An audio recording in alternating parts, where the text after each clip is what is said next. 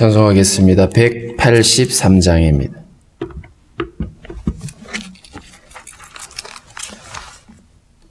(183장)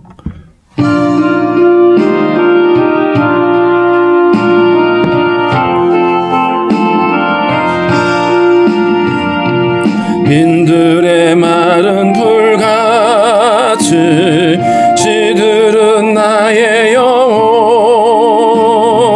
주님이 약속한 성령 간절히 기다리네. 가물음에 마른 땅에 단비를 내리시듯 성령의 단비를 부어 새 생명 주옵소서.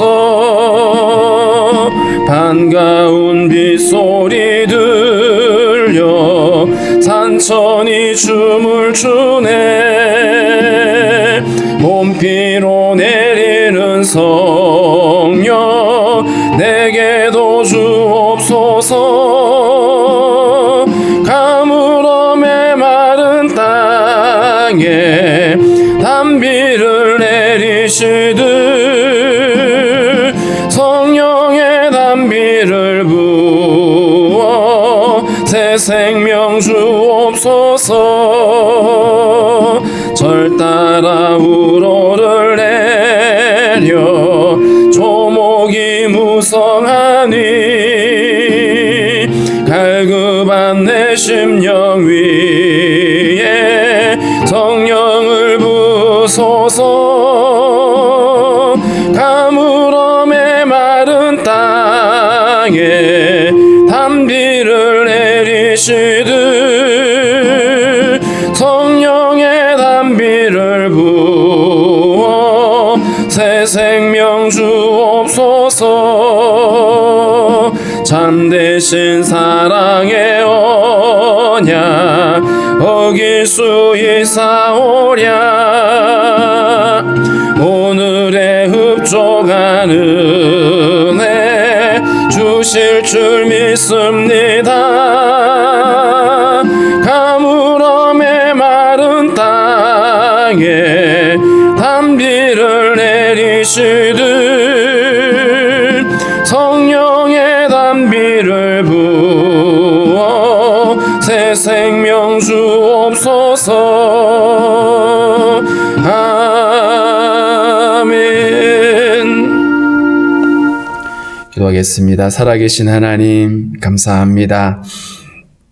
메마른 땅에 단비를 내리셔서 하나님 온 만물이 소생하는 것처럼 허물과 죄로 죽은 우리들 가운데 우리의 죄를 사하시고 우리에게 성령을 부어주셔서 우리로 하여금 살아가게 하신 하나님의 놀라운 은혜와 사랑을 감사를 드립니다. 오늘 우리에게 새로운 아버지 한날을 허락해 주시고 주님 앞에 나와 머리 숙일 수 있게 하셨사오니 올 한날도 주님 우리에게 말씀하여 주시고 주의 말씀을 쫓아 살아갈 수 있도록 믿음과 지혜를 주시기를 원하고 기도합니다. 하나님 아버지, 세상은 분주하고 또 이렇게 험악하여서 우리가 깨어있지 아니하면 믿음으로 살아갈 수 없사오니 하나님 우리가 매 순간 우리가 믿음으로 반응하며 주님 바라볼 수 있도록 주님 우리를 인도하여 주시기를 원합니다. 하나님 아버지, 환난과 또 두려움으로 가득한 이 땅에 주님의 긍휼하심을 더하여 주시고 속히 이 모든 두려움에서 벗어날 수 있도록 주님 간섭하여 주시기를 원하고 기도합니다. 하나님 아버지, 방역당국에게 지혜를 주시고 또 겸손한 마음을 주셔서 하나님이 행하시는 일들을 볼 수 있도록 주께서 함께하여 주옵소서. 하나님 아버지, 많은 사람들이 어려움 가운데 있습니다. 성도들의 기업과 삶을 붙잡아 주셔서 땀 흘려 수고하는 수고들이 헛되지 아니하도록 날마다 하나님 도우시는 손으로 함께하여 주시고 연약함들을 고치시며 새롭게 하여 주시기를 원하고 기도합니다.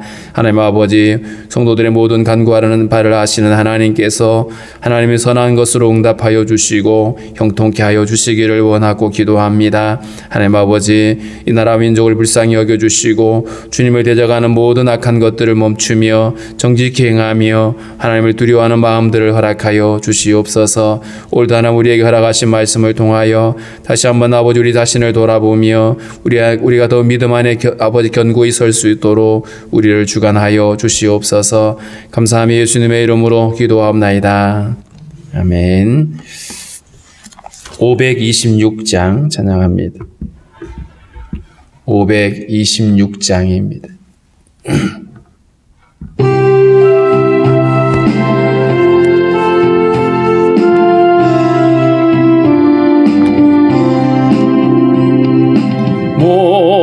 목마른 자들아 다 이리 오라. 이곳에 좋은 샘 흐르도다. 힘쓰고 애씀이 없을지라도 이 샘에 오면 다 마시겠네. 이 샘에 솟는 강같이 흘러 온 천하 만국에 다 통하네. 빈분하기 전에 분별이 없이 다 와서 쉬고 또 마시겠네.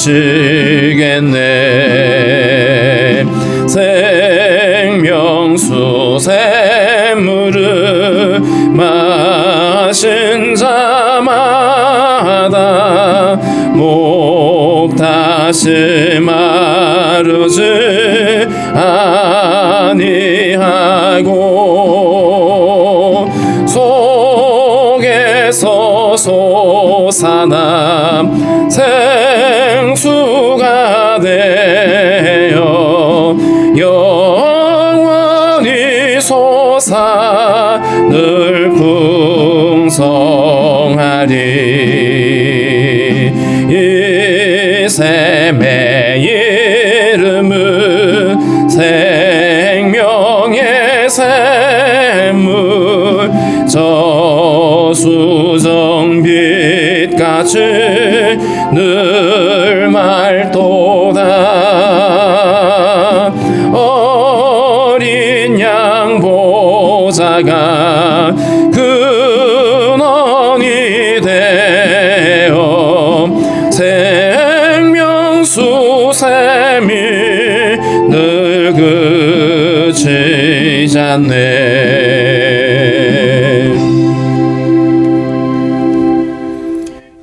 요한복음 7장 37절부터 8장 1절까지 우리 함께 읽겠습니다.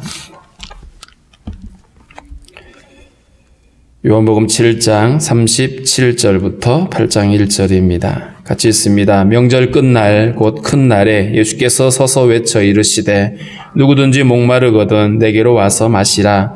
나를 믿는 자는 성경의 이름과 같이 그 배에서 생수의 강이 흘러나오리라 하시니 이는 그를 믿는 자들이 받을 성령을 가리켜 말씀하신 것이라. 예수께서 아직 영광을 받지 아니하셨으므로 성령이 아직 그들에게 계시지 아니하시더라. 이 말씀을 들은 무리 중에서 어떤 사람은 이 사람이 참으로 그 선지자라 하며 어떤 사람은 그리스도라 하며 어떤 이들은 그리스도가 어찌 갈릴리에서 나오겠느냐. 성경에 이르기를 그리스도는 다윗의 씨로 또 다윗이 살던 마을 베들레헴에서 나오리라 하지 아니하였느냐 하며 예수로 말미암아 무리 중에서 쟁론이 되니 그 중에 그를 잡고자 하는 자들도 있으나 손을 대는 자가 없었더라. 아랫 사람들이 대제사장들과 바리새인들에게로 오니 그들이 묻되 어찌하여 잡아오지 아니하였느냐. 아랫 사람들이 대답하되 그 사람이 말하는 것처럼 말한 사람은 이때까지 없었나이다 하니 바리새인들이 대답하되 너희도 미혹되었느냐? 당국자들이나 바리새인 중에 그를 믿는 자가 있느냐? 율법을 알지 못하는 이 무리는 저주를 받을지로다. 자로다. 그 중에 한 사람 곧 전에 예수께 왔던 니고데모가 그들에게 말하되 우리 율법은 사람의 말을 듣고 그 행한 것을 알기 전에 심판하느냐?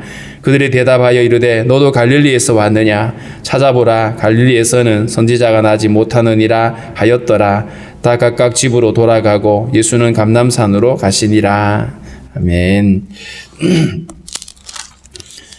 예수님이 초막절에 예루살렘에 올라가셨죠.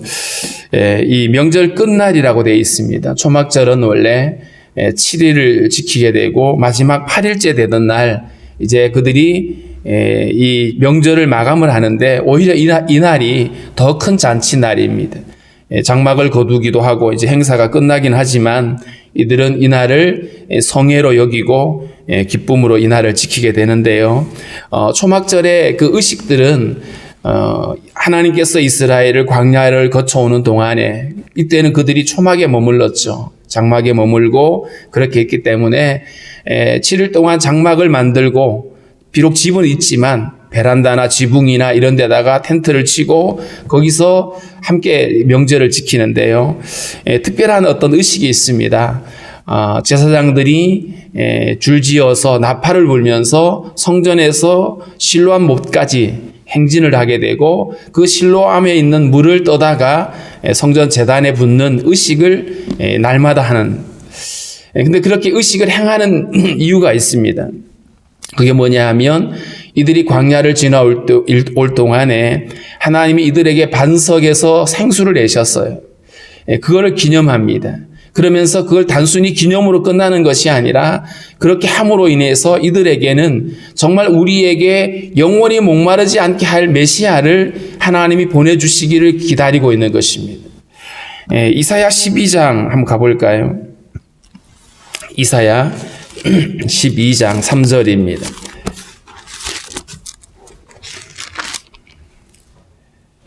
이사야 12장 3절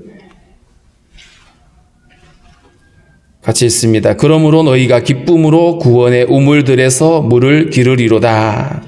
이사야 12장은 메시아와 관련되어 있는 11장과 연결되어 있죠. 그래서 그날이 되어지면 하나님께서 너희가 기쁨으로 구원의 우물물에서 물을 기르게 될 것이다 라고 하는 이 메시아를 통해서 하나님 우리에게 이 완전한 목마름을 해결해 주시는 이걸 주님이 약속을 하고 있거든요. 그렇기 때문에 이 초막절을 지키면서 이들은 메시아를 기다리고 있는 겁니다. 성전에다가 실로암 물을 가져다가 물을 끼얹으면서 이들이 궁극적으로 바라고 있는 것, 그리고 이 이사야 12장에 있는 말씀들을 노래하면서 메시아를 보내주실 것에 대하여 이들은 기대를 하고 있었던 것이죠. 자, 그런데 이날에 이 명절 끝날은 이제 그 의식마저도 이제 끝나버린 날이죠. 그런데 이때 주님이 크게 외칩니다. 누구든지 목마르거든 내게로 와서 마시라. 앞서 우리는 4장에서 수가성 여인에게 이 물을 마시는 자는 다시 목마르겠지만 내가 주는 물을 마시면 영원히 목마르지 않을 것이다 라고 주님 말씀하셨는데 오늘 그 인생의 목마른 자들을 향해서 그리고 메시아를 기다리고 있는 그 사람들을 향해서 누구든지 목마르거든 내게로 와서 마셔라. 나를 믿는 자는 성경의 이름과 같이 그 배에서 생수의 강이 흘러나올 것이다. 결국 이 주님의 외침은 당신께서 그 메시아라는 거죠. 우리 인생에게 그 생수가 되어 오셨다는 사실을 사람들에게 지금 선포하고 계시는 겁니다. 내게로 와서 마셔라. 성경에 보면 자주 이런 구절들이 있습니다. 이사야서 55장에서도 누구든지 목마른 자들은 다 내게로 오라고 말씀하시기도 했고요. 요한계시록 22장에 가서도 목마른 자들은 값없이 와서 생수를 받으라고 말씀을 하고 있습니다. 목마른 사람들, 인생이 죄로 인하여서 생수의 근원을 떠나버린 인생이 끝없이 목말라 하는데 그 목마름을 해결하기 위해서는 주님께로 돌아오면 됩니다. 생수의 근원을 떠나서 목마르기 시작했기 때문에 주님께로 돌아오면 되는데 그냥 돌아올 수 없는 거예요. 그 죄가 하나님께로 나아갈 수 없게 만들었죠. 그런데 예수님이 그 죄를 해결하러 오셨습니다. 그리고 그 예수님을 통해서 이제는 우리가 생수의 근원이신 하나님께로 나아가게 되어진 것이죠. 그래서 누구든지 목마르거든 내게로 와라. 그러면 너희들이 생수를 마실 수 있을 것이다. 나를 믿는 자는 성경의 이름과 같이 그 배에서 생수의 강이 흘러나올 거다. 이 배라고 하는 것은 우리의 인격이죠. 우리의 생명입니다. 우리의 존재를 가리키는데 결국은 예수를 믿는 사람들이 거듭나게 되어지고 그 삶이 그렇게 생수가 넘치는 삶이 되어질 것이다 라고 말하고 있는데 39절은 이는 그를 믿는 자들이 받을 성령을 가리켜 말씀하신 것이다 이렇게 말했습니다. 죄로 인하여서 하나님의 영광이 떠나가고 하나님의 생명이 떠나가 버렸죠. 그런 우리들에게 하나님이 구원의 은혜를 주시는데 그 구원의 완성이 우리에게 죄사함이 이루어지고 성령이 우리에게 임하시는 겁니다. 이전에는 성령 역사하시죠. 어떤 특별한 사람들에게 능력을 주시기도 하고 특별한 지혜를 주시기도 하죠. 그런데 여기서 말씀하고 있는 이 성령은 예수를 믿음으로 제사함을 받게 되고 그 제사함을 받은 자들에게 영원히 내주하시는, 우리 안에 영원히 함께 하시는 그 성령을 말씀하고 있습니다. 그래서 그 갈로 안에 보면 예수께서 아직 영광을 받지 아니하셨으므로 성령이 아직 그들에게 계시지 아니하셨다. 이 예수님이 영광을 받지 않았다는 말은 예수님이 십자가 지시고 아직 부활하지 않았다는 뜻이죠. 예수님의 십자가의 죽음과 부활이 주님의 영광입니다. 이 땅에 오신 목적을 이루시기 때문에 그것을 이루신 다음에 성령이 오시는 겁니다. 성령은 그냥 임할 수 없습니다. 예수님의 이 복음을 통해서 우리의 죄가 해결되어진 다음에야 하나님이신 성령이 우리에게 임할 수가 있다는 사실이죠. 자, 그렇게 예수님이 선포하시면서 내가 바로 그 메시아이고 내가 너희에게 이 성령을 가져다 줄 수 있는 완전한 구원이라고 얘기를 하시는데 이 말씀을 들은 무리들의 반응은 많이 나뉘어졌습니다. 어떤 사람은 이 사람이 참으로 그 선지자라 하며 이들은 예수님이 메시아라고 하는 사실에 대해서 동의하고 있죠. 정말 이분이 바로 그 선지자다. 모세가 말했던 나와 같은 선지자를 보낼 거라고 하셨는데 바로 그 선지자가 바로 이분이다라고 믿었던 것이죠. 자, 그런데 어떤 사람은 그리스도라고 말하기도 합니다. 어떤 사람이 그리스도라고 말하는 것은 이들도 동일하게 예수님을 메시아로 받아들이고 있는 것이죠. 그런데 문제는 어떤 이들은 이렇게 돼 있어요. 앞서 어떤 사람은 소수이죠. 단수인데. 그런데 어떤 이들은 예수를 믿지 않는 많은 사람들을 이야기를 합니다. 이들은 이렇게 말하죠. 그리스도가 어찌 갈릴리에서 나오겠느냐. 이들은 메시아가 베들레헴에서 태어날 것을 알고 있는 사람이에요. 미가서 5장 2절에 나와 있는 베들레헴 땅에서 메시아가 날 것이라고 하는 성경을 알고 있는 자들입니다. 그러니까 한마디로 말하면 똑똑한 자들이에요. 그런데 그 똑똑함이 헛똑똑이가 되어버렸습니다. 이들은 예수님이 갈릴리에서 성장하신 것만 알았지 예수님이 베들레헴에서 출생하신 것들은 알지 못했던 것이죠. 예수님도 당신께서 베들레헴에서 출생하셨다는 얘기를 사람들한테 떠벌리고 다니지 않으셨어요. 단지 이들은 갈릴리라고 하는 그곳에서는 결코 선지자가 나올 수 없다라고 하는 그런 어떤 그 구절에 묶여가지고 예수님이 어디서 태어나셨는지 여기에 대해서 깊이 알아보지도 않았고 그러면서 그런 메시아일 수가 없다라고 단정을 지어버립니다. 42절에 보면 성경에 이르기를 이들이 말하는 겁니다. 예수님이 그리스도일 수 없다라고 말하는 이들이 성경을 인용하는 거예요. 성경에 이르기를 그리스도는 다윗의 씨로 또 다윗이 살던 마을 베들레헴에서 나오리라 하지 아니하였느냐.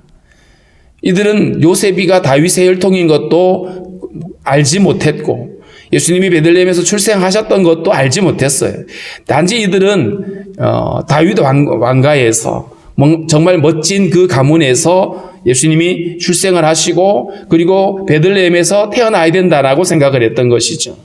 그런데 이들의 이 예수님이 메시아일 수 없다라고 부정하는 이들의 근거를 보면 도리어 예수님이 정말 메시아인 것을 오히려 강조해주고 있죠. 왜냐하면 예수님은 다윗의 후손으로 그 다윗 가문의 요셉에게서 나온 거잖아요. 요셉이 다윗의 혈통을 가지고 있고 법적으로는 이 다윗의 가문에서 나오셨기 때문이죠. 그리고 예수님은 베들레헴에서 출생하셨습니다. 이들의 부정이 도리어 예수님이 메시아인 것을 우리에게 증거해주고 있습니다. 자, 이렇게 예수님의 말씀, 내가 그 메시아라고 예수님이 말씀을 하셨고 사람들의 반응이 서로 엇갈리면서 사람들 안에 여러 가지 쟁론이 일어납니다. 여러 가지 쟁론들이 일어나는데 우리가 앞에서도 본 것처럼 정말 메시아가 온다고 해도 어떻게 이렇게 많은 기적을 행할 수 있겠느냐, 이런 기적을 행하는 걸 보면 이분이 그분이 맞아라고 사람들이 반응하는가 하면, 그런데 아니라고, 그 사람은 갈릴리 사람이라고, 아니라고 이들이 또 이렇게 주장을 하는, 그래서 무리 중에 쟁론이 되어졌다. 근데 그 중에는 그를 잡고자 하는 자들도 있으나 손을 대는 자가 없었더라. 예수를 잡으려고, 예수를 잡아서 이제 대제사장과 바리새인들이 기다리는 곳으로 데려가야 되는, 왜냐하면 그들이 예수를 잡아오라고 보낸 사람들이잖아요. 그런 사람들도 지금 거기 같이 섞여 있는 거예요. 자, 그런데 그렇게 보냄을 받은 이들도 예수님의 그 말씀을 듣고 굉장히 마음에 혼란이 찾아왔어요. 말을 들어보니까 그분이 말이 맞는 것 같은 거예요. 그런데 대제사장과 바리새인들은 예수를 잡아오라고 얘기를 했죠. 근데 예수를 체포하려고 하니까 이들은 명분이 없고, 비록 명령은 내렸지만 자기들이 예수를 잡을 명분이 생기지 않아서 스스로가 용납이 안 됐던 거죠. 그래서 손을 댈 수가 없었습니다. 물론 이들이 예수님에게 손을 댈 수 없었던 결정적인 이유는 아직 그의 때가 안 됐죠. 예수님이 아직 십자가 지실 때가 아니었습니다. 이 때는 사람들이 정하는 것이 아니고 하나님이 정하시는 거죠. 자, 그래서 잡을 수가 없었는데 45절에 보면 아랫 사람들이 대제사장들과 바리새인들에게로 그냥 돌아왔어요. 이 아랫 사람은 대제사장과 바리새인이 예수님을 잡아오라고 보낸 그들입니다. 그런데 그냥 빈손으로 돌아온 거예요. 그래서 그들이 묻습니다. 어찌하여 잡아오지 아니하였느냐. 분명히 명령을 내렸는데 왜 예수를 체포하지 않았느냐라고 다그치죠. 아래 사람들이 이렇게 대답을 합니다. 그 사람이 말하는 것처럼 말한 사람은 이때까지 없었습니다. 이 말은 예수님의 가르침을 이들이 들었어요. 그 가르침이 탁월하고 정말 쏙 빠져들 만큼 대단했죠. 자, 그래서 이들은 그 예수님의 가르침을 들고 도저히 그를 체포할 수가 없었습니다. 그래서 지금까지 이런 가르침은 없었습니다라고 이야기를 하고 있습니다. 아마 이들도 두려웠을 겁니다. 예수님이 바로 그 메시아라고 선포하고 계시는 데서 이들이 섣불리 예수님을 체포할 수가 없었겠죠. 그래서 그럴 수 없었다라고 말합니다. 그랬더니 바리새인들이 이렇게 말하죠. 너희도 미혹되었느냐? 당국자들이나 바리새인 중에 그를 믿는 자가 있느냐? 지금 이렇게 말하는 거 보세요. 너희도 미혹되었느냐? 이 미혹되었다라고 하는 말은 어리석은 사람들이 속아 넘어갔다는 뜻이잖아요. 그런데 당국자, 이 당국자는 사내들인 공회원들입니다. 잘 나가는 사람들이죠. 바리새인들, 성경을 많이 안다고 하는 사람들입니다. 이들 중에 그를 믿는 자가 있느냐? 이 말은 야, 똑똑한 사람 중에 예수 믿는 거 봤어? 이렇게 지금 책망하고 있는 거예요. 예, 이런 생각, 많은 사람들이 아직도 이런 생각을 하고 있죠. 예, 십자가의 도가 멸망하는 자들에게는 미련한 것이요, 구원을 받는 우리에게는 하나님의 능력이다라는 말씀이 있는 것처럼, 예, 세상의 사람들은 예수를 믿고 구원받는다는 것을 미련하고 어리석게 여긴다라는 거예요. 그러면서 똑똑한 자들이 예수 믿는가를 보라는 거예요. 예, 실제로 우리는 정말 세상에서 잘 나가고 똑똑하고 유명한 사람이 예수를 믿는다 그러면 더 신뢰가 되잖아요. 그죠? 이게 우리 인간적인 어떤 판단력이죠. 오늘 이들도 그렇게 말합니다. 야, 똑똑한 사람 중에 예수 믿는 사람 어디 있는지 한번 찾아봐. 너희도 어리석게도 그걸 지금 미혹하는 거잖아. 이렇게 지금 얘기하고 있는 거예요. 예, 똑똑하고 잘난 사람 중에 믿는 자가 있느냐. 예수를 믿고 따라가는 사람들은 그렇다면 어리석고 미련한 사람이라고 지금 치부해버리는 겁니다. 율법을 알지 못하는 이 무리는 저주를 받은 자로다. 예수를 따르는 사람들도 율법을 알지 못하는 거다. 예수가 지금 안식일을 어겼는데 그 안식일을 어긴 자가 어떻게 메시아일 수 있느냐라고 이들은 한마디로 지금 제쳐놓은 거죠. 그러면서 이 무리는 저주를 받을 거다. 예수를 따르는 무리들을 그냥 싸잡아서 율법을 알지 못하는 자들이라고 이렇게 지금 이야기를 하고 있습니다. 이때에 니고데모가 나섭니다. 이 니고데모는 앞서 예수님을 찾아왔고 그에게 예수님이 말씀을 하셨죠. 그렇기 때문에 이때 니고데모는 예수님에 대하여 적어도 호감을 가지고 있었고 긍정적인 생각을 가지고 있었습니다. 다만 분위기가 이 바리새인들이고 똑같이 사내들인 공회원이었잖아요. 그런데 분위기가 거기서 예수를 두둔하거나 변호를 했다가는 굉장히 지금 왕따를 당할 수 있는 이런 분위기였어요. 그런데 지켜볼 수가 없었습니다. 그래서 니고데모가 나서서 우리 율법은 사람의 말을 듣고 그 행한 것을 알기 전에 심판하느냐. 이 얘기는 우리 율법은 공정한 판단을 요구한다. 어떻게 신문에 보지도 않고 죄인으로 그냥 취급할 수 있느냐라고 그러면서 지금 이 일을 제기하고 있는 것이죠. 많은 사람들이 자기 편견에 사로잡혀서 이미 결론을 내버리고 그러면서 한 사람을 정죄하는 이런 일들, 이런 것은 적어도 사회에서 없어야 되겠죠. 누군가를 향해서 미리 판단을 하고 미리 마음으로 심정적으로 결론을 내린 다음에 판결을 해버리면 독재 시대에는 그게 우선되어져 가지고 증거를 짜 맞추기 하고 이랬죠. 오늘 이 사내들인 공회원도 마찬가지입니다. 예수님을 죽이기로 이미 결의하고 그리고 죽일 이유를 찾아서 거짓 증거들을 막 갖다 들이대죠. 니고데모가 이 일을 제기합니다. 그랬더니 이들이 니고데모를 향해서 이렇게 말하죠. 그들이 한 사람이 말한 게 아니라 다수의 사람들이 니고데모의 말에 이렇게 말합니다. 너도 갈릴리 출신이냐? 갈릴리 사람을 지금 두둔한다라고 그러면서 야단을 치는 거죠. 보라, 갈릴리에서는 선지자가 나지 못하느니라.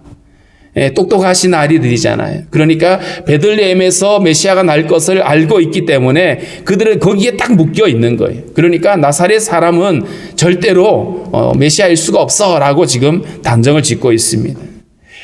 인간의 어떤 편견이 그리고 자기가 알고 있는 지식이 한계가 있잖아요. 예수님이 분명히 베들레헴에 났는데 그들이 알지 못했죠. 알지 못하는 것들이 너무나 많이 있습니다. 그런데 다 아는 것처럼 자기들이 자기 알고 있는 짧은 지식을 가지고 모든 것들을 판단해버리는 이런 어리석음을 이들이 지금 범하고 있는 겁니다. 우리도 사실은 뭔가를 안다고 할 때 주의해야 됩니다. 내가 알지 못하는 것들이 훨씬 더 많을 수 있거든요. 마치 빙산의 일각처럼 바다 위에 떠 있는 빙산은 그냥 굉장히 작은 조각에 불과하지만 그 밑에 감춰져 있는 엄청난 것들이 있는 것처럼 우리가 알지 못하는 것들이 사실은 훨씬 더 많죠. 우리가 살아가면서 알지 못하는 것, 한 사람을 판단할 때도 마찬가지입니다. 겉으로 드러나는 것을 보고 사람들을 우리가 판단하기 쉽습니다. 그런데 그 이면에 있는 우리가 알지 못하는 많은 이유들, 그것들을 우리가 알고 나면 이해가 되죠. 저 사람이 왜 저랬는지, 그럴 수밖에 없었는 것들에 대해서 알 수가 있습니다. 그래서 다른 사람을 할 때에 우리는 정말 주의하고 조심해야 됩니다. 내가 먼저 편견에 사로잡혀서 결론을 내려놓고 그 사람을 바라보게 되면 늘 우리는 왜곡된 시선으로 볼 수밖에 없습니다. 그러나 좀 더 우리가 그 내면을 알아보고 기다려본다라면 우리는 훨씬 더 그 사람의 진짜를 알 수 있게 되는 것이죠. 오늘 예수님을 바라보면서 사람들의 다른 반응들을 살펴봤는데 그중에 상당수의 많은 사람들이 자기 편견에 사로잡혀서 예수를 만나지 못하는, 단순히 예수를 알지 못하는 것이니까 뭐 그럴 수도 있지라가 아니라 이것은 굉장히 그들에게 불행한 일인 것이죠. 예수를 믿지 못하는 그들은 영원한 저주에 스스로 던져버리는 결과가 되기 때문에 그렇습니다. 오늘날에도 예수를 알지 못하는 사람들이 그저 몇 가지 드러나는 예수 믿는 사람들을 통해서 나타나는 몇 가지 사실을 보고 예수를 판단하고 그러면서 예수를 믿지 않는 이런 우들을 많이 범하고 있는데 그런 것들을 정말 자기 편견에 사로잡혀서 예수를 멀리하고 있는 이런 일들을 멈출 수 있어야 되겠죠. 그리고 예수에 대해 더 깊이 알아보고 예수를 믿는 믿음으로 나아올 수가 있어야 될 것입니다.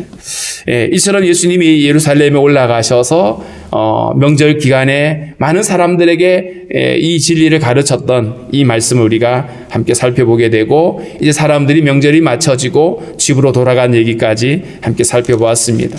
오늘 우리가 말씀을 가지고 무엇보다도 하나님이신 생수의 근원이신 하나님을 떠나서 끝없이 목말라하는 우리 인생들에게 주님이 생수의 근원으로 우리를 인도하시기 위하여 이 땅에 오셨다는 사실과 이제 예수께로 나아가기만 하면 이 목마름에서 우리가 자유할 수 있다라고 하는 사실을 우리가 기억하고 감사하고 뿐만 아니라 아직도 주님을 자기 편견에 매여서 어리석게도 주님께로 돌아오지 못하고 있는 많은 사람들, 그들도 주님께로 돌아올 수 있게 달라라고 우리 함께 기도하겠습니다.